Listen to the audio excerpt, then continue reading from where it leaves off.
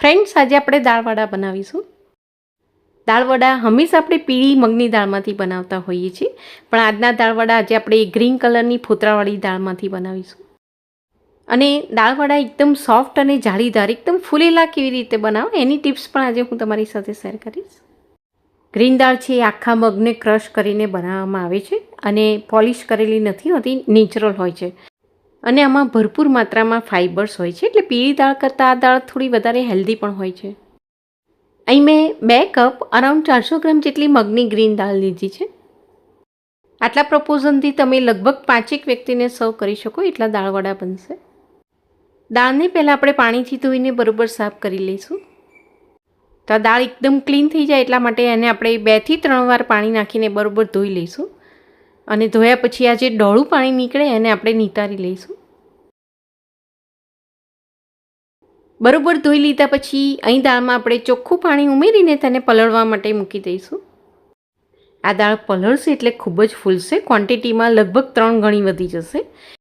એટલે દાળને પલળવા માટે અહીં આપણે જેટલી દાળ લીધી હોય એનાથી ડબલ કે 2.5 ગણું પાણી એમાં મિક્સ કરીશું.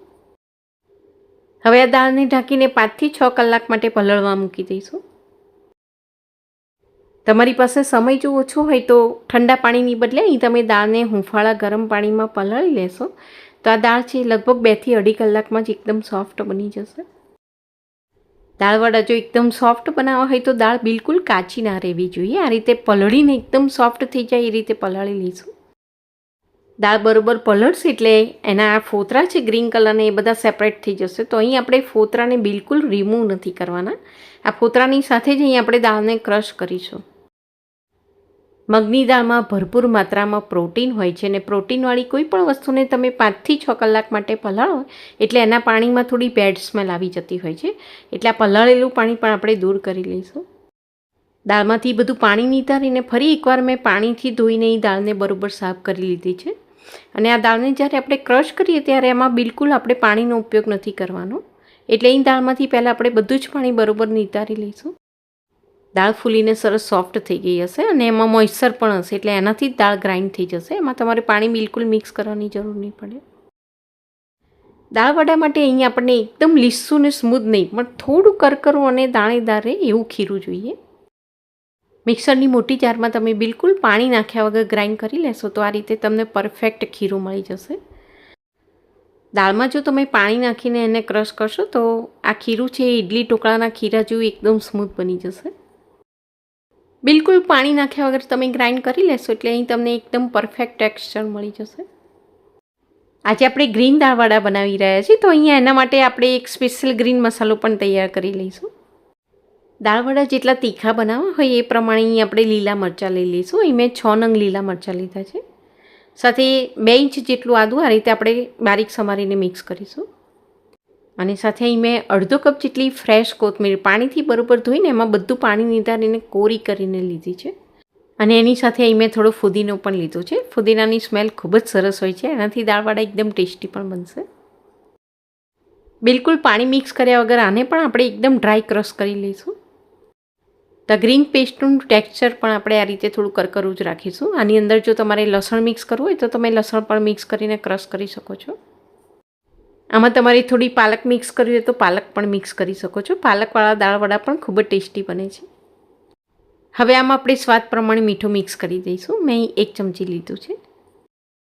આ રીતે ખીરું તૈયાર કરી લીધા પછી હવે આ દાળવડા ખાતી વખતે આપણને ગળે બિલકુલ ડૂમો ના બાજે અને આ દાળવડા એકદમ પોચા ફૂલેલા અને જાળીદાર બને અને બહુ તેલ પણ એબ્સોર્બ ના કરે.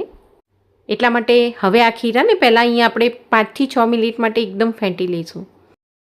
અહીં ખીરાને તમે એક જ ડિરેક્શનમાં કન્ટિન્યુઅસલી ફેંટી લેશો એટલે ખીરામાં થોડી હવા ભરાશે અને ખીરું એકદમ ફૂલી જશે. વિસ્કર કે પછી હાથની મદદથી ખીરાને તમે આ રીતે સતત ફેંટી લેશો એટલે આ ખીરું અત્યારે દેખાય છે એના કરતાં એનો કલર થોડો લાઇટ થઈ જશે અને ક્વોન્ટિટીમાં એકદમ ડબલ થઈ જશે. જેમ જેમ તમે ફેંટતા જશો એમ ખીરામાં થોડી હવા ભરાતી જશે અને ખીરું વજનમાં થોડું હલકું પણ બનતું જશે. 4 થી 5 મિનિટ માટે તમે એને ફેંટી લેશો એટલે એકદમ લાઇટ અને ફ્લફી થઈ જશે. અને એકવાર ખીરું આ રીતે ફૂલી ગયું પછી એ બિલકુલ બેસી નહીં જાય. આના તમે 2 કલાક પછી પણ દાળવડા બનાવશો તો પણ આટલું ફૂલેલું જ રહેશે. બરોબર ફેંટી લીધા પછી હવે એક બાઉલમાં પાણી લઈને ખીરાને આપણે ચેક કરીશું. ખીરાને આપણે પાણીમાં નાખીએ તો એ સ્પ્રેડ ના થાય, આ રીતે બંધાયેલું જ રહે અને પાણીની સપાટી પર આ રીતે તરે તો સમજી લેવાનું કે એમાં ખૂબ જ સરસ હવા ભરાઈ ગયું છે અને ખીરું સરસ ફ્લફી થઈ ગયું છે. તો આ રીતે આપણે ખીરું તૈયાર કરી લેવાનું છે. આ પ્રોટીન છે, સારી રીતે પચી જાય એટલા માટે એની અંદર આપણે અડધી ચમચી જેટલો અજમો અને અડધી ચમચી જેટલો કાળા મરીનો પાવડર મિક્સ કરી દઈશું. દાળવડા માટે અહીં તમે ગ્રીન કે યલો કોઈ પણ દાળ લીધી હોય, પણ ખીરું આ રીતે તમે બનાવશો તો એનાથી દાળવડા એકદમ પોચા અને જાળીદાર બનશે. આ રીતે ખીરું બરોબર ફૂલી જાય પછી હવે આમાં આપણે ઈનો મિક્સ કરીશું. અહીં મેં અડધી ચમચી જેટલો ઈનો લીધો છે અને ઈનોને એક્ટિવેટ કરવા માટે એની પર હું અડધું લીંબુ પણ નીચોવી દઉં છું. લીંબુના કારણે દાળવડાનો ટેસ્ટ પણ ખૂબ જ સરસ બનશે. ઈનોને આપણે ખીરામાં બરોબર મિક્સ કરી દઈશું. તો તમે આ રીતે દાળવડાનું ખીરું તૈયાર કરશો તો ઓછી દાળમાં પણ તમે વધારે ક્વોન્ટિટીમાં દાળવડા બનાવી શકશો. તમારે ઘરે નાનકડી કીટી પાર્ટી હોય કે પછી ગેસ્ટ આવવાના હોય તો આ રીતે તમે ખીરું તૈયાર કરીને એને તમે 4 થી 5 કલાક માટે સ્ટોર પણ કરી શકો છો. હાઈ ફ્લેમ પર તેલને અહીં પહેલાં આપણે બરોબર ગરમ કરી લઈશું અને દાળવડામાં બહુ તેલ ના ભરાય એટલે એને આપણે મીડિયમ ટુ હાઈ ફ્લેમ પર તળીશું. લો ફ્લેમ પર તળશો તો બનતા થોડી વાર લાગશે અને ખીરું છે તેલ પણ થોડું વધારે એબ્સોર્બ કરશે.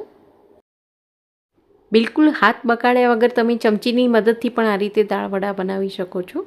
એનાથી તમારા દાળવડા થોડા મોટા પણ બનશે. ઉપરનું લેયર થોડું કડક અને લાલ થાય એ રીતે આપણે તેને તળી લઈશું. દાળવડા જો ઉપરથી થોડા ક્રન્ચી ને કુરકુરા હોય તો એ ખાવાની ખૂબ જ મજા આવે છે. તો આનું ખીરું તમે થોડું કરકરું બનાવશો તો એના દાળવડા પણ ઉપરથી એકદમ ક્રન્ચી બનશે.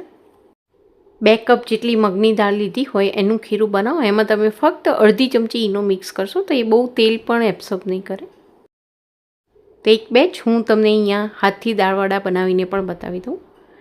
હાથથી આ રીતે પાડશો તો એકદમ નાના અને ગોળ બનશે. એકદમ ફૂલેલા પોચા અને જાળીદાર દાળવડા બનાવવા હોય તો દાળને તમારે 5 થી 6 કલાક માટે બરોબર પલળવા દેવાની અને પલળી જાય પછી બિલકુલ પાણી નાખ્યા વગર એને તમારે થોડી કરકરી ક્રશ કરી લેવાની અને એ દાળ ક્રશ કરી લો એ પછી એને તમારે 5 થી 6 મિનિટ માટે એક જ ડિરેક્શનમાં સતત ફેંટી લેવાની.